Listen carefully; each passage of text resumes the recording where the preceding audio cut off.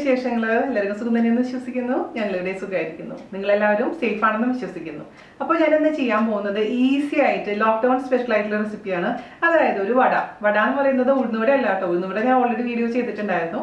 ഈ വട എന്ന് പറയുന്നത് ഇൻസ്റ്റന്റ് ആയി ചെയ്യാൻ പറ്റുന്ന, അരിപ്പൊടി വെച്ച് ചെയ്യാൻ പറ്റുന്ന ഒരു ക്രിസ്പി ആയിട്ടുള്ള വടയാണ്. പക്ഷേ ഈ ഉഴുന്നുവടയുടെ ടേസ്റ്റ് ആയിട്ട് നിങ്ങൾ കമ്പയർ ചെയ്യാൻ പാടില്ല. മാത്രമല്ല ചൂടോടുകൂടി കഴിക്കാനും പ്രത്യേകിച്ച് ശ്രദ്ധിക്കുക. പക്ഷെ ഉണ്ടാക്കാൻ വളരെ എളുപ്പമാണ്, കുട്ടികൾക്ക് തീർച്ചയായിട്ടും ഇഷ്ടപ്പെടും.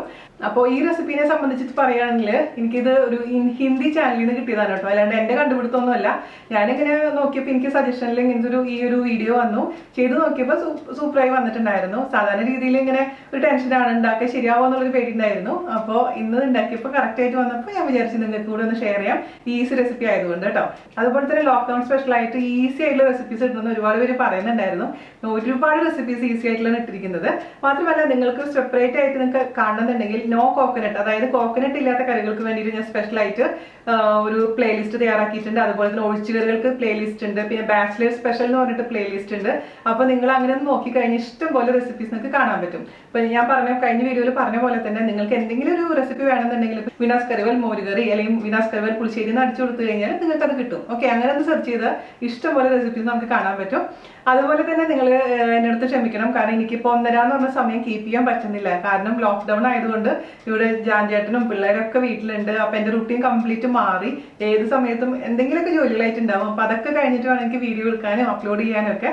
അപ്പോൾ ദിവസത്തിൽ മിക്കവാറും ഈ ഒരു ഈവനിങ് ടൈമിലായിരിക്കും ഞാൻ വീഡിയോ അപ്ലോഡ് ചെയ്യുക. നമ്മുടെ റുട്ടീൻ ശരിയാവുന്നത് വരെ ഒന്ന് ക്ഷമിക്കുമെന്ന് വിശ്വസിക്കുന്നു. അപ്പൊ വീഡിയോ എല്ലാ ദിവസവും ഒന്ന് കയറി നോക്കിയാൽ മതി, എന്തായാലും വീഡിയോ ഉണ്ടാവും കേട്ടോ.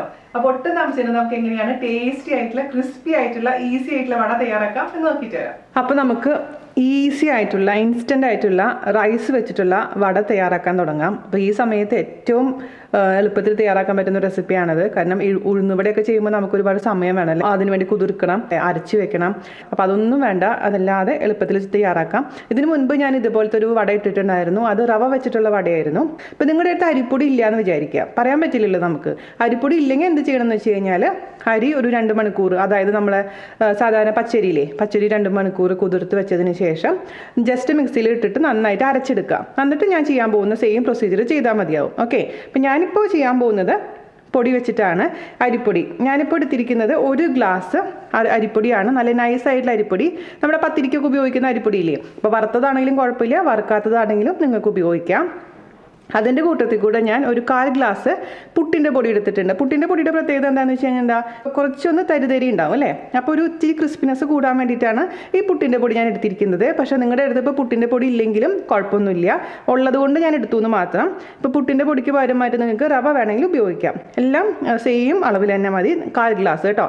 റവയും അതേപോലെ തന്നെ പുട്ടിൻ്റെ പൊടി ഇല്ലയെന്നുണ്ടെങ്കിൽ ഇതിൻ്റെ അളവ് 1.25 ഗ്ലാസ്സാക്കി മാറ്റാം.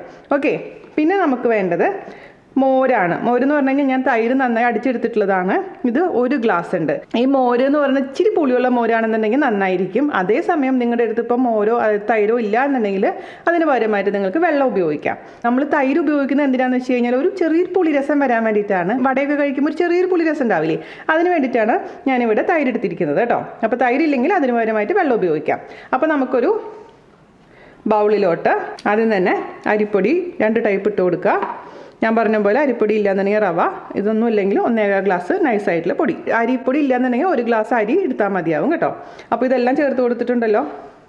ഇനി ഇതിലോട്ട് നമുക്ക് ആവശ്യത്തിന് ഉപ്പ് ചേർത്ത് കൊടുക്കാം. ഉപ്പ് നമ്മളിപ്പോൾ ഇടുന്നുണ്ട്, ബാക്കിയുള്ള ഇൻഗ്രീഡിയൻസ് എല്ലാം കുറച്ച് കഴിഞ്ഞിട്ട് ഞാൻ ചേർക്കുന്നുള്ളൂ. പിന്നെ നമുക്കിതിലോട്ട് ഈ മോര് ഒഴിച്ചു കൊടുക്കാം. എന്നിട്ട് നന്നായിട്ട് അങ്ങ് മിക്സ് ചെയ്ത് കൊടുക്കാം. ഞാൻ ഈ റെസിപ്പി ഞാൻ പറഞ്ഞില്ലേ, ഇൻട്രോയിൽ പറഞ്ഞ പോലെ എനിക്കൊരു ഹിന്ദി ചാനലിൽ നിന്ന് കിട്ടിയതാണ്. അപ്പോൾ ഈ റെസിപ്പി ഇങ്ങനെ ഞാൻ കണ്ടപ്പോഴത്തേക്കും ഇത് എങ്ങനെ ഇരിക്കും, ടേസ്റ്റ് എങ്ങനെ ഉണ്ടാവും എന്നുള്ളൊരു സംശയം എനിക്കുണ്ടായിരുന്നു. പക്ഷേ സത്യം പറഞ്ഞുണ്ടാക്കി വന്നപ്പോൾ എനിക്ക് നല്ല ഇഷ്ടമായി. പ്രത്യേകിച്ച് അവയ്ക്ക് നന്നായി ഇഷ്ടപ്പെട്ടിട്ടുണ്ട്. അപ്പോൾ കുറച്ച് ദിവസങ്ങളായിട്ട് ഞാനിങ്ങനെ ലോക്ക്ഡൗൺ റെസിപ്പീസ് ചെയ്തിട്ട് കുറേ വേസ്റ്റായി പോയിട്ടുണ്ടായിരുന്നു, കാരണം കുറേ ഫെയിലിയർ ആയിട്ടുണ്ടായിരുന്നു. അപ്പോൾ ഇതും ഞാൻ നന്നായി പ്രാർത്ഥിച്ചിട്ടാണ് സത്യം പറഞ്ഞു കഴിഞ്ഞാൽ ഒന്ന് ട്രൈ ചെയ്ത് നോക്കിയത്. ദൈവം സഹായിച്ചിട്ട് നല്ല അടിപൊളിയായിട്ട് വന്നിട്ടുണ്ട്. അപ്പോൾ ഓക്കെ, ഇതിലോട്ട് നമുക്കിനി 1 ഗ്ലാസ് വെള്ളം ഒഴിച്ച് കൊടുക്കാം. നിങ്ങൾ മോര് ഒഴിക്കുന്നില്ല എന്നുണ്ടെങ്കിൽ അതിനനുസരിച്ച് വെള്ളത്തിൻ്റെ അളവ് 2 ഗ്ലാസ് മൊത്തം വെള്ളം ഒഴിച്ച് കൊടുക്കുക. അതായത് നന്നായി കുതിരണം. ഇത്ര എന്താ പറയുക, കറക്റ്റ് ഇത്ര വെള്ളം വേണമെന്നൊന്നുമില്ല.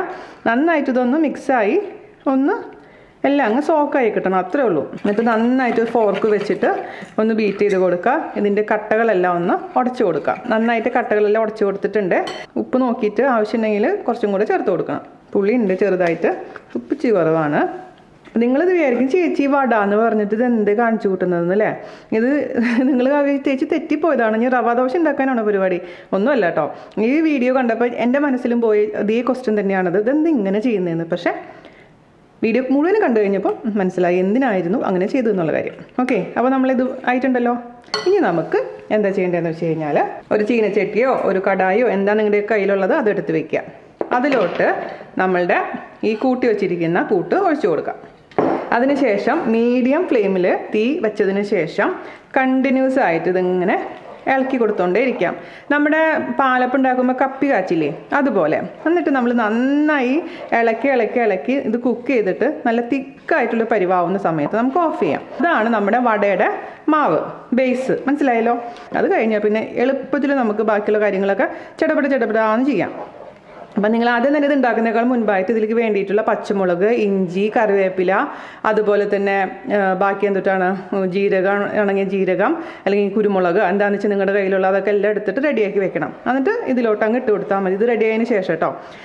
അവർ ആ റെസിപ്പിയിൽ അവർ ഈ സമയത്ത് തന്നെ എല്ലാം ഇതിലോട്ട് ഇട്ടിട്ടുണ്ട്. പക്ഷേ എനിക്കത് ഞാൻ ഉണ്ടാക്കി നോക്കിയപ്പോൾ കുറച്ച് വേറൊരു ടേസ്റ്റ് വന്ന പോലെ തോന്നി. അപ്പോൾ ഈ സമയത്ത് ഇടുന്നില്ല, പച്ചമുളക് എല്ലാം അവസാനം ഇടുന്നുള്ളൂ കേട്ടോ.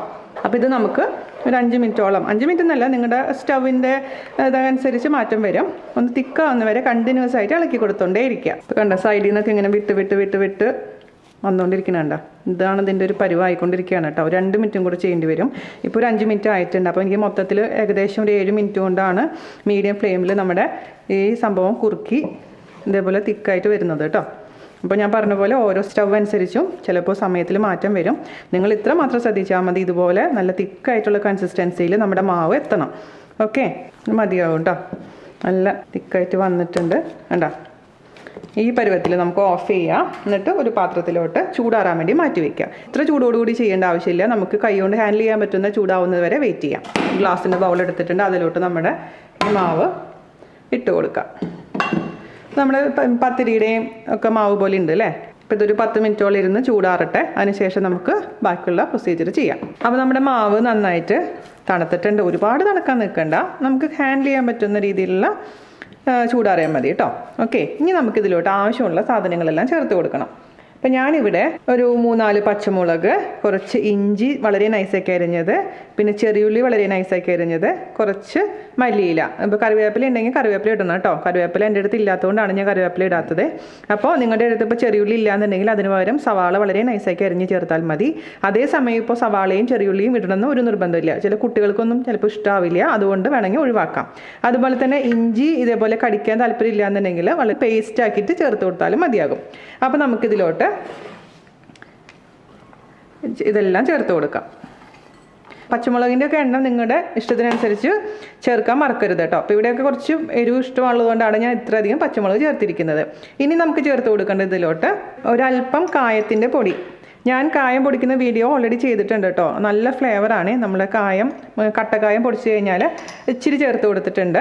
അതുപോലെ തന്നെ ഞാനിവിടെ ചേർത്ത് കൊടുക്കുന്നത് ജീരകത്തിൻ്റെ പൊടി, നല്ല ജീരകത്തിൻ്റെ പൊടി, അതായത് ക്യുമിൻ്റെ പൗഡർ. ഇപ്പോൾ ക്യുമിൻ്റെ പൗഡർ ഇല്ലെങ്കിൽ ക്യുമിൻ മൊത്തത്തിൽ ചേർത്ത് കൊടുത്താലും മതിയാകും. പിന്നെ അതുപോലെ തന്നെ നിങ്ങൾക്ക് വേണമെന്നുണ്ടെങ്കിൽ ഇതിലോട്ട് കുരുമുളക് ചേർത്ത് കൊടുക്കാം. ഞാനിപ്പോൾ എപ്പോഴും പെപ്പർ ചേർക്കുകയാണെങ്കിൽ ചതച്ചാണ് ചേർക്കാറുള്ളത്. പെപ്പർ പൗഡർ വേണമെങ്കിൽ ചേർത്ത് കൊടുക്കുക, അല്ലെങ്കിൽ ചതച്ച് ചേർത്ത് കൊടുക്കുക കേട്ടോ. ഞാനിപ്പോൾ എന്തായാലും പെപ്പർ ചേർക്കുന്നില്ല. ഇതെല്ലാം കൂടി നന്നായിട്ട് അങ്ങ് മിക്സ് ചെയ്ത് കൊടുക്കാം. ഇതിൽ ഓൾറെഡി നമ്മൾ ഉപ്പ് ചേർത്തിട്ടുണ്ട്. അപ്പോൾ ഇനി വേണമെന്നുണ്ടെങ്കിൽ മാത്രം ഉപ്പ് ചേർത്താൽ മതി. ഒന്ന് എല്ലാം കൂടി മിക്സ് ചെയ്തതിന് ശേഷം ടേസ്റ്റ് ചെയ്ത് നോക്കുക. ഈ സമയത്ത് ചേർക്കുമ്പോഴാണ് അതിൻ്റെ ഫ്ലേവറൊക്കെ നന്നായിട്ട് ഉണ്ടാവുക. നമ്മൾ ആദ്യം തന്നെ ഇതെല്ലാം ചേർത്ത് കുക്ക് ചെയ്യുമ്പോൾ ഇത്ര നന്നായിട്ട് വരില്ല. അപ്പോൾ ഇതിൽ നമ്മൾ ചില ഐറ്റംസ് ഒന്നും ഇല്ലെങ്കിലും കുഴപ്പമൊന്നുമില്ല കേട്ടോ. നമ്മുടെ കയ്യിലുള്ള ഐറ്റംസ് വെച്ചിട്ട് നമുക്ക് തയ്യാറാക്കി നോക്കാവുന്നതേ ഉള്ളൂ. പിന്നെ നിങ്ങൾ നമ്മുടെ സാധാരണ ഉഴുന്നുവട പോലെ നിങ്ങളിത് കമ്പയർ ചെയ്യരുത്. അതും ഇതും തമ്മിൽ ഒരുപാട് ടേസ്റ്റ് ഡിഫറൻസ് ഉണ്ട്. ഇതെന്ന് പറഞ്ഞാൽ ഇൻസ്റ്റൻ്റ് ആയിട്ട് നമുക്ക് ചെയ്യാൻ പറ്റുന്ന, വീട്ടിലുള്ള എപ്പോഴുള്ള ഇൻഗ്രീഡിയൻസ് വെച്ച് ചെയ്യാൻ പറ്റുന്ന ഒരു അടിപൊളിയായിട്ടുള്ള ഒരു വട. അത്ര ഉദ്ദേശിച്ചാൽ മതി കേട്ടോ. പ്രത്യേകിച്ച് ഈ ലോക്ക്ഡൗൺ സമയത്തൊക്കെ കുട്ടികൾക്കൊക്കെ ഉണ്ടാക്കി കൊടുക്കാൻ പറ്റും. 4 മണിക്കാണെങ്കിലും രാവിലെ ബ്രേക്ക്ഫാസ്റ്റ് ആണെങ്കിലും. ഇപ്പോൾ ഞാൻ ഇന്നിപ്പോൾ രാവിലെ തന്നെ ഉണ്ടാക്കി ഒരു ആദ്യത്തെ ബാച്ച് ആദ്യം തന്നെ ഞാൻ ചെയ്ത് നോക്കിയതാണ്. അവയ്ക്ക് നന്നായിട്ട് ഇഷ്ടപ്പെട്ടു. ഞാൻ ഇതിൻ്റെ കൂടെ നമ്മുടെ സാധാരണ ചട്നി ഇല്ലേ, തേങ്ങ ചട്നിയാണ് ഉണ്ടാക്കിയിട്ടുള്ളത്. അതേസമയം ഇപ്പോൾ തേങ്ങ അവൈലബിൾ അല്ലെങ്കിൽ നിങ്ങൾക്ക് ഇഷ്ടപ്പെട്ടുള്ള ഏത് ചട്നി വേണമെങ്കിലും, മുളക് ചട്നി വേണമെങ്കിലും ഉണ്ടാക്കാം. അപ്പോൾ എല്ലാ ചട്നിയുടെയും റെസിപ്പിയുടെ ലിങ്ക് ഞാൻ താഴെ ഡിസ്ക്രിപ്ഷൻ ബോക്സിൽ തരാം. നിങ്ങൾക്ക് ഇഷ്ടമുള്ള ചട്നി ഉണ്ടാക്കി നോക്കാം ഇതിൻ്റെ കൂടെ കേട്ടോ. അപ്പോൾ നമുക്ക് ഇനി എന്താ ചെയ്യേണ്ടതെന്ന് വെച്ച് കഴിഞ്ഞാൽ ഒന്ന് കൈ കഴുകിയിട്ട് വരാം. അതിനുശേഷം ഉണ്ടകളാക്കി ഉരുട്ടി വടയുടെ ഷേപ്പാക്കി മാറ്റാം. ഇനി എന്താ ചെയ്യേണ്ടതെന്ന് വെച്ച് കഴിഞ്ഞാൽ ഒരു പ്ലേറ്റ് എടുക്കുക.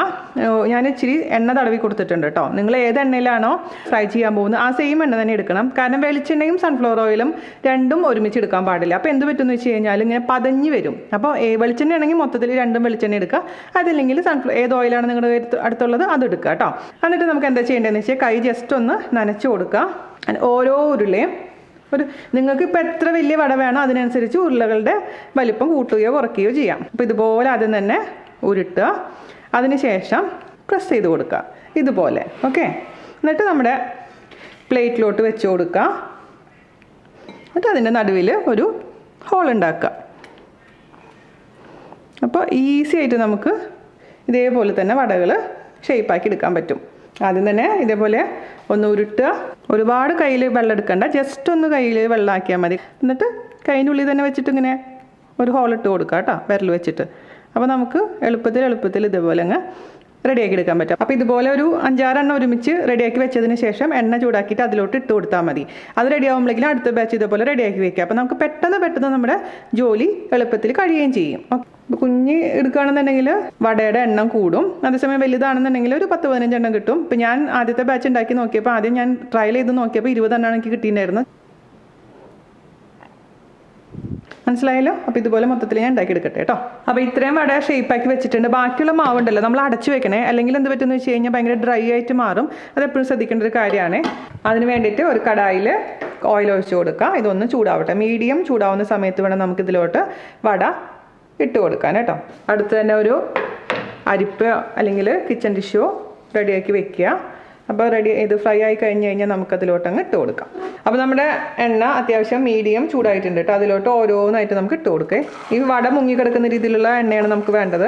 ഓക്കെ, ഒരുപാട് അങ്ങ് ക്രൗഡഡ് ആക്കിയിടണ്ട.